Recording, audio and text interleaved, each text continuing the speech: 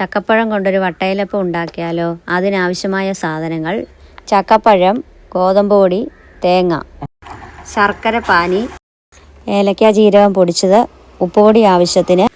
ഉണ്ടാക്കാൻ ആവശ്യമായ വട്ടയില: ചക്കപ്പഴം നല്ലപോലെ മിക്സിയിലിട്ട് അരച്ചെടുക്കുക.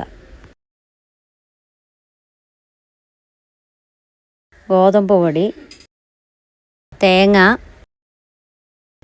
ശർക്കര പാനി, ഏലക്ക ജീരകം പൊടിച്ചത്, അല്പം ഉപ്പ്. ഇതെല്ലാം കൂടെ നല്ലവണ്ണം മിക്സ് ചെയ്യുക. കഴുകി തുടച്ച് വെച്ചിരിക്കുന്ന വട്ടയിലേക്ക് കുഴച്ച് വെച്ചിരിക്കുന്ന മാവ് പരത്താം.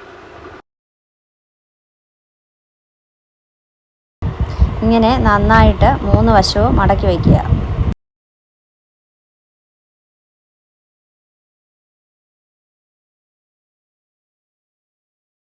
പരത്തി വെച്ചിരിക്കുന്ന അട ഒരു 8 മിനിറ്റ് ഇഡലിത്തട്ടിൽ വെച്ച് വേവിക്കുക.